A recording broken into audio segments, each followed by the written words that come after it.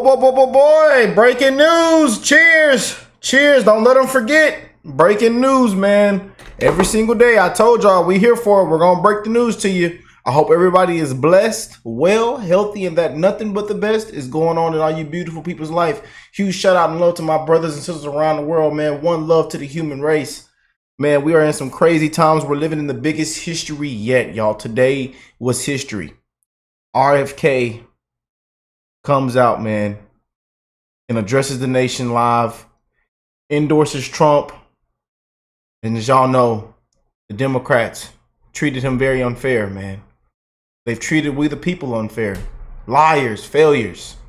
Time for a change. A big change is coming, and I believe it's going to be too big to rig this year, y'all. People are sick and tired, man. People are sick and tired. A change is coming, man. Too big to rig, baby. Because we are not against the candidate, as you can see. We are against a machine. And it has to be too big to rig. This is a deep state nightmare. A deep state nightmare. Let's jump in, man. Y'all hit that like button. Subscribe to the channel if you're new here. I love you guys, man. From the bottom of my heart, I love every last one of you. It's time to unify. It's time to unite, man. Sick of all the nonsense, all the crap. Freedom. Not no communist. Not it's freedom. Freedom, baby. Let's jump in. 16 months ago, in April of 2023, I launched my campaign for President of the United States. I began this journey as a Democrat, the party of my father, my uncle, the party which I pledged my own allegiance to long before I was old enough to vote. I attended my first Democratic convention at the age of 6 in 1960. And back then, the Democrats were the champions of the Constitution, of civil rights. The Democrats stood against authoritarianism, against censorship, against colonialism, imperialism, and unjust wars. We were the party of labor, of the working class. The Democrats were the party of government transparency and the champion of the environment. Our party was the bulwark against big money interests and corporate power. True to its name, it was the party of democracy. As you know, I left that party in October because it had departed so dramatically from the core values that I grew up with. It had become the party of war, censorship, corruption, big pharma, big tech, big ag, and big money. When it abandoned democracy by canceling the primary to conceal the cognitive decline of the sitting president, I left the party to run as an independent. Good news. While mainstream outlets denied me a critical platform, they didn't shut down my ideas, which have especially flourished among young voters and independent voters, thanks to the alternative media. Many months ago, I promised the American people that I would withdraw from the race if I became a spoiler. A spoiler is someone who will alter the outcome of the election but has no chance of winning. In my heart, I no longer believe that I have a realistic path to electoral victory in the face of this relentless systematic censorship and media control. So I cannot in good conscience ask my staff and volunteers to keep working their long hours or ask my donors to keep giving when I cannot honestly tell them that I have a real path to the White House. Furthermore, our polling consistently showed that by staying on the ballot in the battleground states, I would likely hand the election over to the Democrats with whom I disagree on the most existential issues: censorship, war, and chronic disease. Oh, I want everyone to know that I am not terminating my campaign. I am simply suspending it and not ending it. My name will remain on the ballot in most states. If you live in a blue state, you can vote for me without harming or helping President Trump or Vice President Harris. In red states, the same will apply. I encourage you to vote for me. And if enough of you do vote for me, and neither of the major party candidates win 270 votes, which is quite possible, in fact, today our polling shows them tying at 269 to 269, and I could conceivably still end up in the White House in a contingent election. But in about 10 battleground states where my presence would be a spoiler, I'm going to remove my name, and I've already started that process and urge voters not to vote for me. It's with a sense of victory and not defeat that I'm suspending my campaign activities. Not only did we do the impossible by collecting 1 million signatures, we changed the national political conversation forever. Chronic disease, free speech, government corruption, breaking our addiction to war have moved to the center of politics. I can say to all who have worked so hard the last year and a half, thank you for a job well done. 3 great causes drove me to enter this race in the first place, primarily. And these are the principal causes that persuaded me to leave the Democratic Party and run as an independent, and now to throw my support to President Trump. Wow. So just suspended his campaign and endorsed Trump. Wow. RFK just announced a genius strategy. He says he's not ending his campaign, but was suspended in 10 battleground states. Well, I just showed y'all in the clip. He will remain on the ballot in blue and red states. But he has also said he's supporting Trump for free speech and no wars, etc. Let me go back. Man. That I am not terminating my campaign. The reveals that Trump promises to lead negotiations with Putin to end the war. We'll let him the party show. Check this out. Would justify. President Trump says that he will reopen negotiations with President Putin and end the war overnight as soon as he becomes president. This alone would justify my support for his campaign. Last summer, it looked like no candidate was willing to negotiate a quick end to the Ukraine war, to tackle chronic disease epidemic, to protect free speech, our constitutional freedoms, to clean corporate influence out of our government, or to defy the neocons and their agenda of endless military adventurism. But now one of the 2 candidates has adopted these issues. Oh boy. Which is breaking. RFK is now schooling the media on the fact that Big Pharma are I can't say those words on here, but is now occurring at age 10 to 13, which is 6 years earlier than girls were reaching puberty in 1900. Our country has the earliest puberty rates of any continent on the earth. And no, this isn't because of better nutrition. This is not normal. Breast cancer is also estrogen driven, and it now strikes 1 in 8 women. We are mass poisoning all of our children and our adults. Wow. And a lot of y'all know a lot of this, we know a lot where where RFK stands, man. It's sick and it's disgusting. There's a lot of corruption, man. Especially in the again, I have to watch my words on here, so I can't, say everything I really want to say. So y'all get where I'm going though. You get where I'm going. This candidate could win in a fair election at the vote. In the name of saving democracy, the Democratic Party set itself to dismantling it, lacking confidence in its candidate, that its candidate could win in a fair election at the voting booth. The DNC waged continual legal warfare against both President Trump and myself. Each time that our volunteers turned in those towering boxes of signatures needed to get on the ballot, the DNC dragged us into court, state after state, attempting to erase their work and to subvert the will of the voters who had signed those petitions. It deployed DNC-aligned judges to throw me and other candidates off the ballot and to throw President Trump in jail.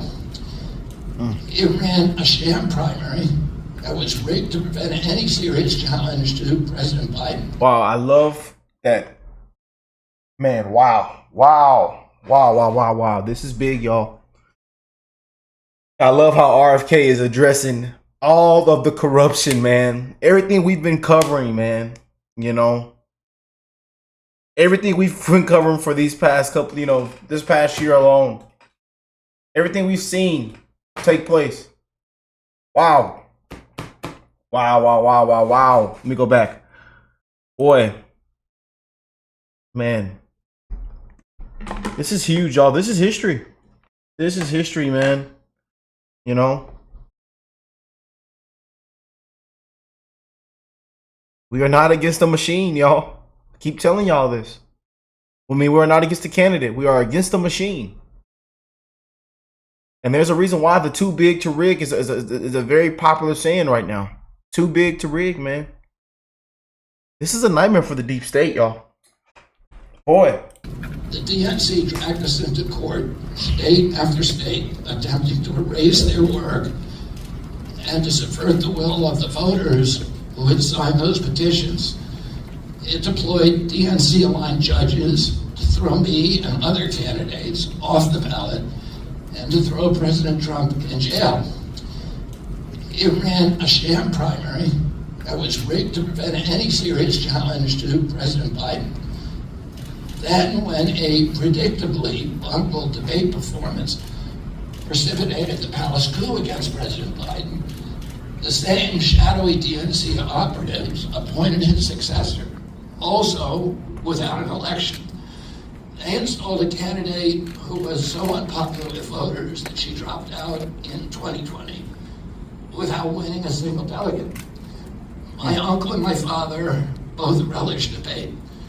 They prided themselves on their capacity to go toe-to-toe with any opponent in the battle over ideas.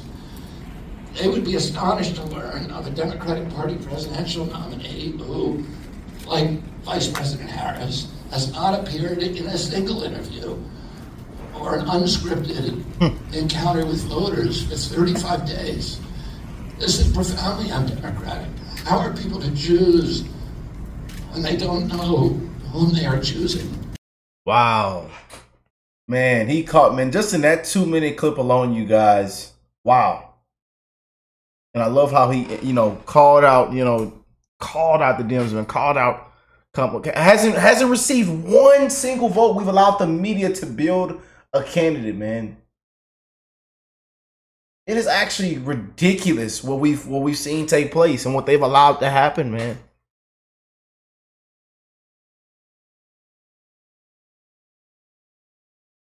You can't make this up, man. They have treated this man very, very unfair. They have treated we the people unfair. Failures, liars. And this is why I tell you it's going to be too big to rig this year, y'all. Now, I believe he's going to be speaking at the upcoming rally, upcoming Trump rally. I think he's the special guest. This is huge, man.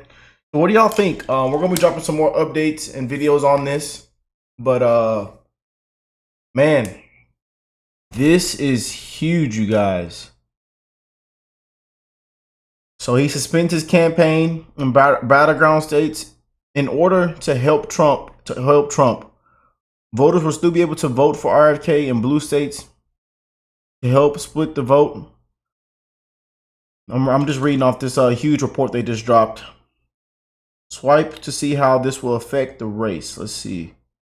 Man. Oh boy, and we see the battleground state polls. Boy. You see what they're saying in the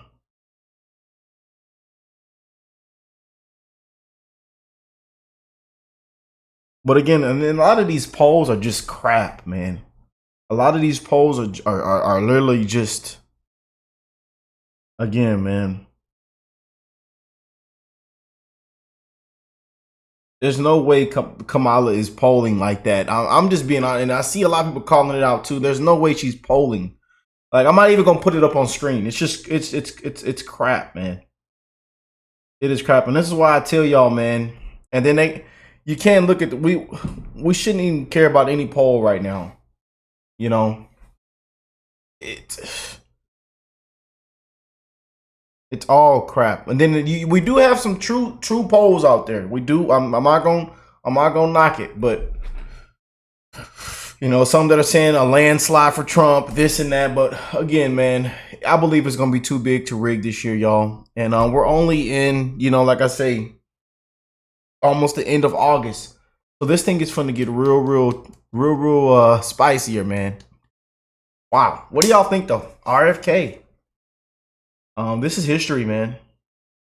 You know, and it's actually sad that it's all come to this to where we're at now, y'all. It's a disgrace. I'll be completely honest with you. It's a disgrace, man.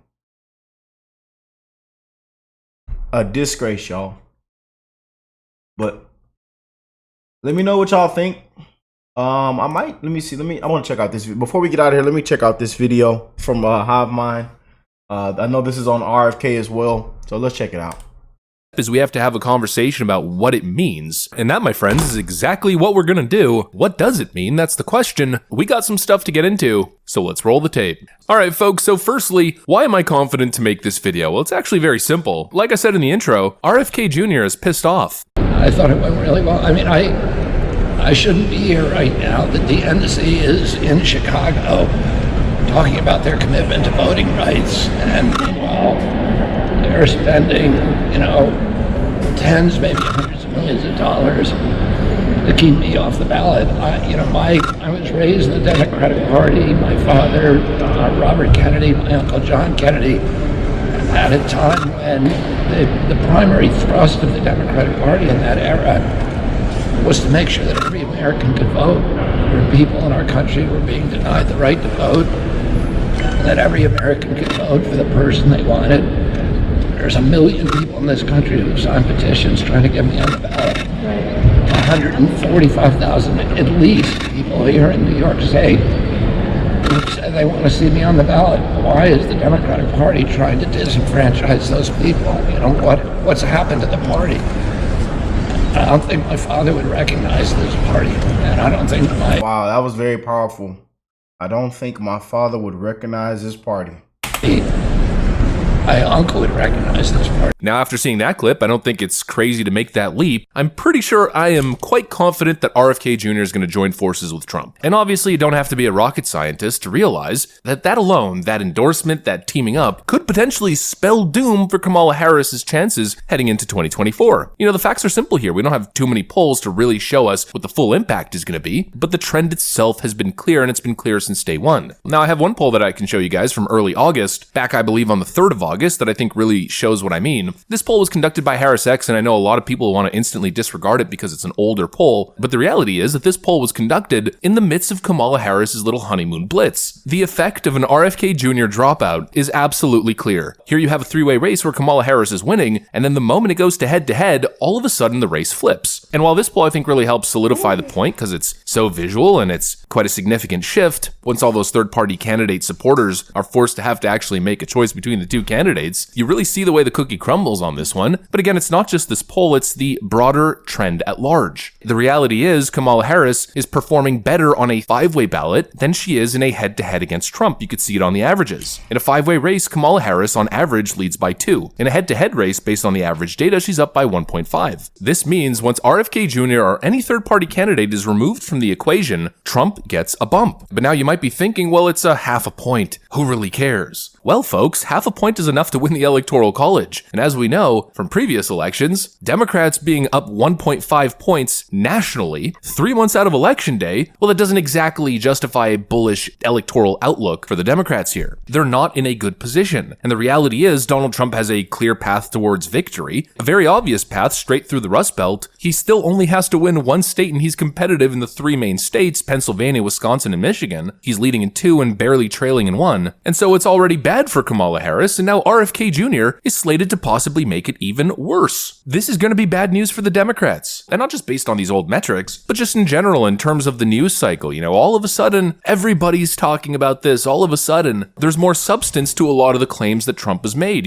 Trump is supposedly a pariah. You don't want to go anywhere near him. Everything he says, it's all conspiracy theories. He just wants to play the victim. Well, now that there's a lifelong Democrat from a historic legacy political family essentially teaming up with Trump and saying the exact same thing, delivering a similar message, and not delivering that message as a partisan shill just defending Trump. For the most part, RFK Jr. actually isn't even speaking through Trump's experience, but rather through his own. And that right there, I think, is what adds so much more substance to the whole thing. Donald Trump could say political persecution, this, that, and the other. They're trying to pull me off the ballot. They're trying to do all these things to me. But a lot of people will be quick to disregard it, especially considering the media's impact in the public conversation. But now all of a sudden, it's not just Trump. It's RFK Jr. saying the same thing. Actually, what they're doing to Trump, they've been doing to me. And if RFK Jr.'s message is that Kamala Harris and the Democrat Party, the undemocrat party, must be stopped for the good of the nation, but most importantly, because it's the ethical thing to do, well, all of a sudden, your campaign now has way more hype and way more substance. And of course, what do the people want to see, and especially libertarian and independent-minded voters, people who need to be convinced, they want to see unity. That was the whole shtick back in 2020. Joe Biden ran a unity ticket. He kept saying the same thing. I'm going to be a president for both Democrats and Republicans. Now, obviously, that didn't pan out, but the point still remains, the point being that clearly there's demand for a unity ticket. And right now, that unity ticket isn't Kamala Harris. It's not the Democrat ticket. I mean, for Pete's sakes, is this unity to you? Because we know that Donald Trump would sell this country for $1 if it meant lining his own pockets and greasing the palms of his Wall Street friends. Donald Trump fell asleep at his own trial, and when he woke up, he made his own kind of history. The first person to run for president with 34 felony convictions. Donald Trump. Donald Trump. Donald Trump. Donald Trump. Donald Trump. Donald Trump. Donald Trump. Donald Trump. Donald Trump. Donald Trump. Donald. They have made this man such a living icon. I tell you, what an amazing. You guys have done such an amazing job, man. You've made him more popular than ever, man. Oh, man. And the majority, and most of these people all used to love Donald Trump. They all used to love him. Love him.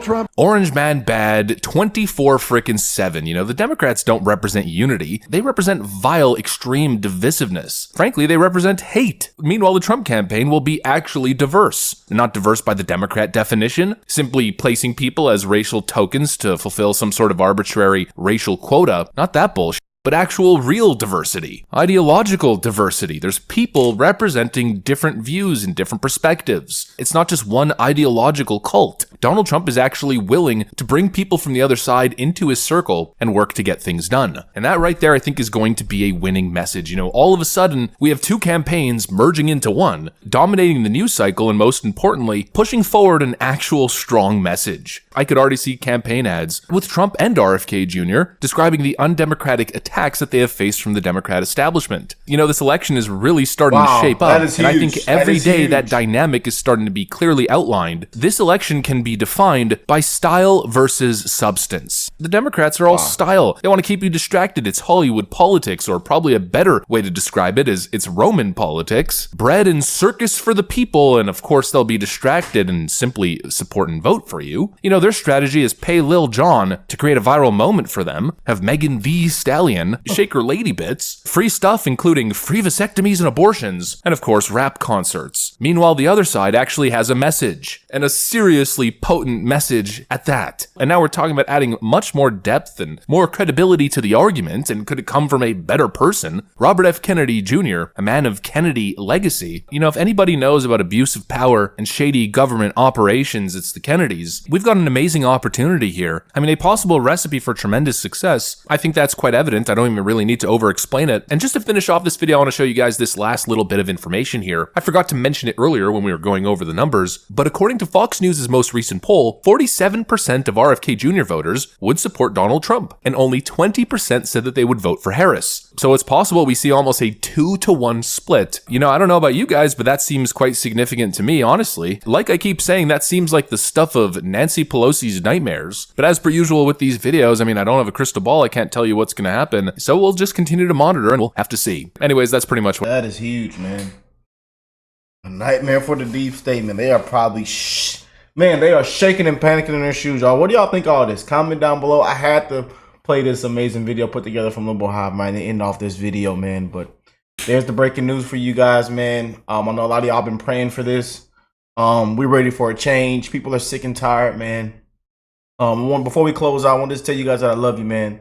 Prayers to you guys and your family, you know, through these times that we're living in. We don't know what to expect next. We're living in the biggest history yet, man. People are struggling. People are dying, man. You know, it's a lot going on right now, man.